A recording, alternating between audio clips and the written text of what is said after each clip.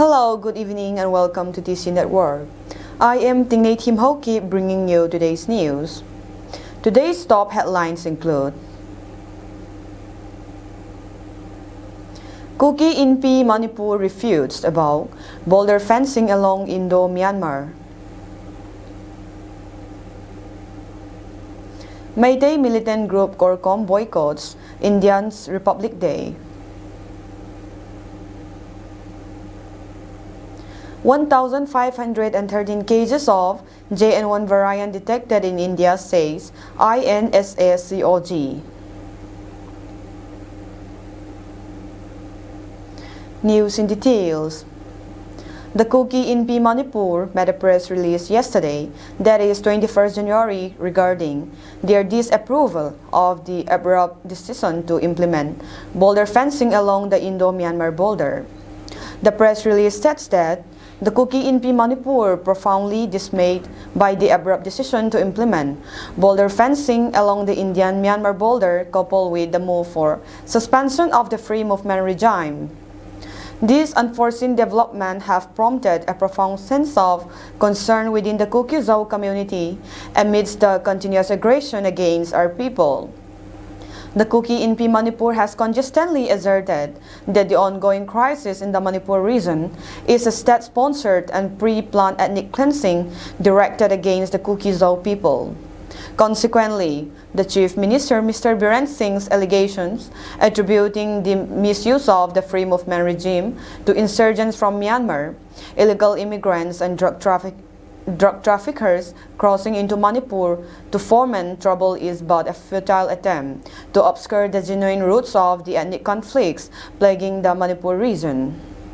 In reality, these allegations are designed as diversionary tactics, deflecting attention from the two genesis of the ongoing ethnic crisis and the involvement of N. Biren Singh-led state government in fueling and sponsoring the conflict in the region.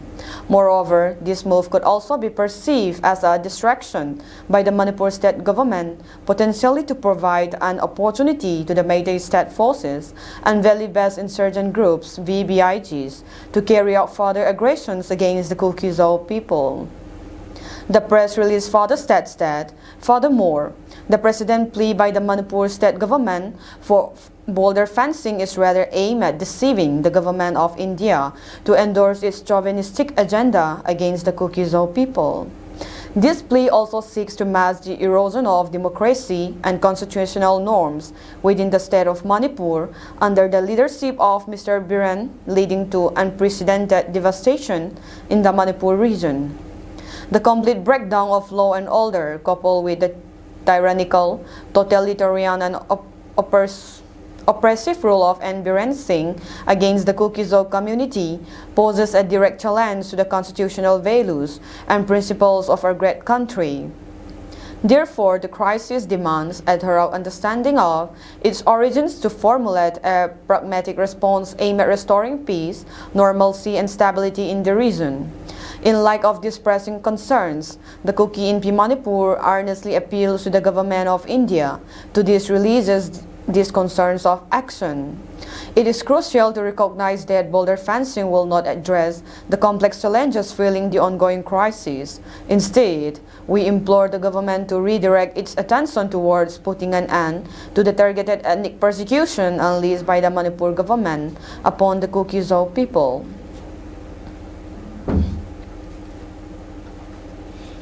Coordination Committee, CORCOM, the joint body of the Mayday militant group, has yet again announced a boycott of India's Republic Day, which falls on January 26. As declared before every Republic Day in the past many years, CORCOM declared that 26 January is a repressive day for the people. CORCOM, which was formed in 2011, is conglomerate of seven valley-based militant outfits: Kangleipak Communist Party, Kangleya Wolkanalup, People's Revolutionary Party of Kangleipak, its progressive faction Pripak Pro, United Nations Liberation Front, and United Party of Kangleipak. In a statement, the rebel groups say that while India celebrates January 26 as Republic Day, but for the people of Kangleipak, It is known as the Repressive Day. While Manipur is experiencing a bloody conflict for over 8 months, there is no reason for the state to celebrate Republic Day. Instead, the day should be observed as a Black Day by the people of Manipur by hoisting a black flag, it added. Therefore, CORCOM is calling for a total shutdown on the day starting from midnight on January 25 until 6 p.m. on January 26, CORCOM stated. However, the release mentioned that religious activities, medical services, and fire services will be exempted during the shutdown. The statement added that the ongoing crisis have devastated Manipur, and CORCOM further blamed India for everything that is happening today.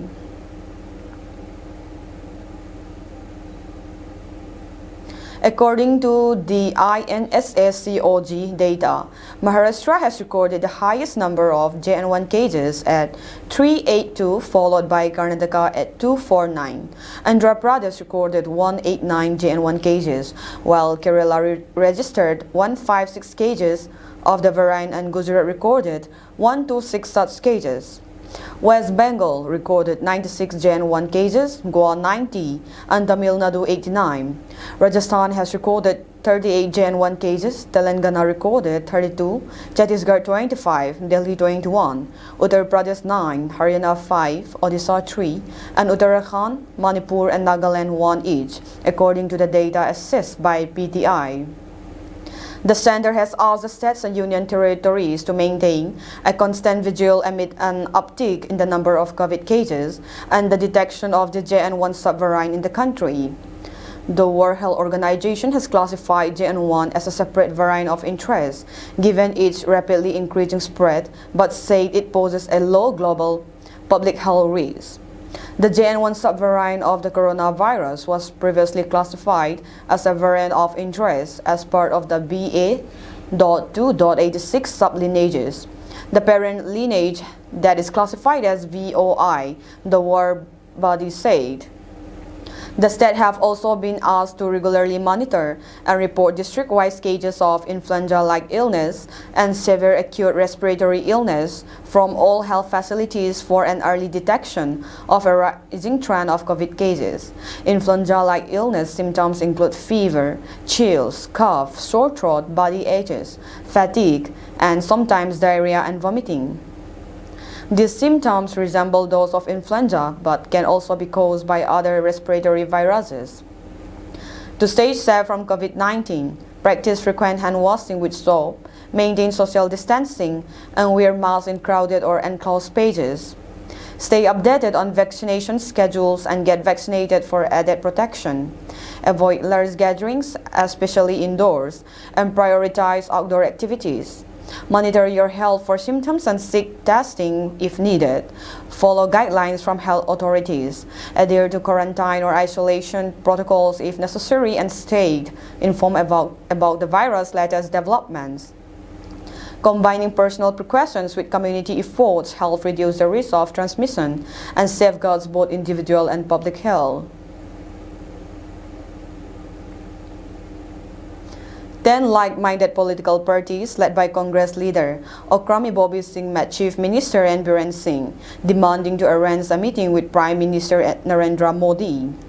Addressing media after their discussion with Chief Minister N. Biren Singh, former Chief Minister Okrami Bobby Singh said that a delegation of 10 like-minded political parties have been planning to meet Prime Minister Narendra Modi. They even came at Delhi earlier, but unfortunately their team did not get the opportunity of meeting with the PM. Ibobi further said that, as Chief Minister of the state, he is also the head of political executive, hence the responsibility to convince Prime Minister lies on him. With this view, the 10 like-minded political parties have approached Chief Minister and asked for arrangement of meeting with Prime Minister. Ibobi said that considering the complexities of present crisis starting from last 9 months, intervention of central government with commitment and seriousness is the need of the hour. He said that no one can stop this crisis until and unless both warring groups come on the negotiating table and find an amicable solution. For this, he said, Government of India should play a crucial role. Responding to a query of media, Ibobi said that they are quite hopeful that their demand will translate into action. Chief Minister has told them that he will look into the matter they has raised. It may be mentioned that the 10 like-minded political parties include Congress, CPI, CPIM, AITC, RSP, AIFB, SSUBT, AAP, JDU, and NCP.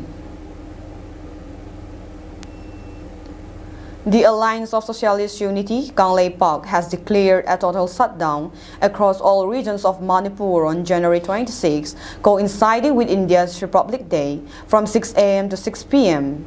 In an official press release signed by S. Mangal, convener of the Publicity Committee of ASUK, key reasons were emphasized for the decision. Questioning Manipur's status after more than 75 years under Indian rule, the release pondered the benefits received by the people and highlighted the current state of confinement within a delineated area labeled as a buffer zone or red line, akin to the Laxman Rekha, restricting free movement. Asserting that the Manipur's amalgamation with India led to their predicament, the release expressed the sentiment that many Manipuris no longer identify as Indian, contending that neglect from the Indian authorities is evident in their present circumstances, leading to a perception among the people that they are no longer considered Indian citizens. Continuing the discourse, the release articulated a grievance against the perceived inadequacy of the Indian constitution in safeguarding the people of Manipur and their properties. It conveyed a growing sentiment among the populace that Manipur is no longer an integral part of India. In a critical tone, the release alleged that Prime Minister Narendra Modi has been passive in the face of escalating violence and fatalities, likening his response to a detached observer watching a drama unfold since May 3, 2023. Drawing a historical parallel, the release invoked the Indo-China War, recalling Jawaharlal Nehru's expression of pity for the people of Assam during that period. In a rhetorical question, the release queried that the available options for the people of Manipur, given the necessity to protect their own lives and their properties independently. Given these circumstances, a resolute stance was taken, asserting a collective decision to abstain from celebrating or participating in the upcoming Republic Day on January 26 as a symbolic protest against the perceived neglect and indifference towards the concerns of Manipur. The Jingtun Tanghul Katamnao Long met a press issued stating their grievances and discontentment over burning of the house of one Chinauhay Ngalungs of Ringoy Village, Ukhrul District. The press release states, the Jingtun Tanghul Katamnao Long is sorry to learn that one Chinauhay Ngalungs, about 60-year-old home in Ringoy Village, Ukhrul District, Manipur, had a tragic fire that destroyed the entire house and all of its possession on January 21, 2024 around 6 p.m. According to the sources, the inferno had destroyed two buildings, a freshly constructed building that was 95% done and about to be inaugurated, a kitchen and storeroom. But thanks to the villagers' and neighbors' quick intervention, the fire was contained before it could spread to other houses. The fire incident resulted in property damages exceeding a sum of amount Rs 40 lakhs. Reportedly, the short circuit was the cause of the incident. We are touched by the fact that the victim, Chinauhay Ngalung, was a dedicated retired teacher, has invested all of his savings and pension fund to build the said home, but everything was destroyed by fire in the fateful evening of 21st January. JTKL expresses its sympathy and stands in solidarity to the victim's family. The press statement further reads, our union takes this occurrence seriously and requests the following to all the concerns. We ask the state authorities to investigate the incident and corresponding damages, provide prompt relief, and grant just and benefiting recompense. We appeal to the villagers and neighboring community to provide the victim's family with compassion and possible assistance. As a corrective step, fervently request the state government to open a fire substation in the vicinity of LM Block as remedial measures at the earliest to ensure the safety and security of the people and their properties in the areas. On January 21, between 7 and 8 p.m., a devastating fire engulfed school in Lungchon Village, Serchhip District, Mizoram. The people operated by Lungchon Presbyterian Church was completely destroyed, and the cause of the fire remains unknown. Reports suggest that the fire incident occurred during a church service. The school building, relatively new, had been in use for only 5 years. Lungchon Village is situated in the East Lungdar subdivision of Serchhip District. The final electoral rolls of the 60 assembly constituencies of Manipur have been published today, as per the schedule fixed by the Election Commission of India. The final electoral rolls published today showed an increase of 111,380 electors in 7 years. The total number of electors published with prior approval from the Election Commission of India in April 2018 prior to the State Assembly election was 19,15,243. Total electors published today is 20,26,623. According to a statement by the Chief Electoral Officer Manipur, Pradeep Kumar Jha, the total number of newly enrolled electors is 34,700. Of these, 15,596 are male, 19,095 are female, and 9 belong to the transgender community. As many as 16,509 electors, including 5,280 expired electors, have been deleted from the electoral roll. The total number of service electors is 2,21,832, with 97 inclusions and 38 deletions during the revision period, the CO said. As per the final electoral rolls 2024, the gender ratio stands at 1,068 compared to 1,066 in the draft electoral roll published on October 27, 2023. The electors' population is recorded at 55.54% compared to 55.04% in the draft rolls. The total number of electors as per the final electoral rolls is 20,26,623, showing an increase of 18,191 electors from the draft electoral roll. Imphal West District, which has a total of 15 assembly constituencies, has 3,81,005 electors, including 77 transgender individuals. Imphal East District, which has 8 assembly constituencies, has 3,23,844 electors, including 77 transgender individuals. Bisnupur District, which has 6 assembly constituencies, has 2,04,520 electors, including 15 transgender individuals. Chandel District, which has just 1 constituency, has 45,617 electors. Tengnoupal District, which also has just 1 constituency, has 75,300 electors. Churachandpur District, which has 6 assembly constituencies, has a total of 1,82,732 voters, including a transgender individuals. Senapati District, which has 3 assembly constituencies, has 1,42,688 electors. Tamenglong District, which has 3 assembly constituencies, has 75,300 voters. Ukhrul District, which has 2 assembly constituencies, has 93,651 electors. Jiribam District, which has just 1 assembly constituency, has 30,776 voters, including 1 transgender individual. Kangpopi District, which has just 2 assembly constituencies, has a total of 1,03,563 voters, including 1 transgender individual. Kakching District, which has 4 assembly constituencies, has 1,17,482 voters, including 20 transgender individuals. Tengnoupal District, which has 1 assembly constituency, has a total of 42,731 voters, including 1 transgender.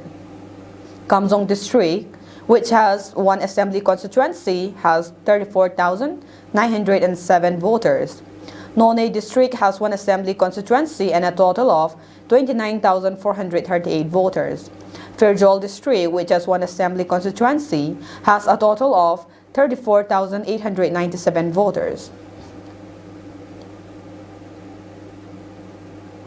That is all for today's news and have a pleasant evening ahead.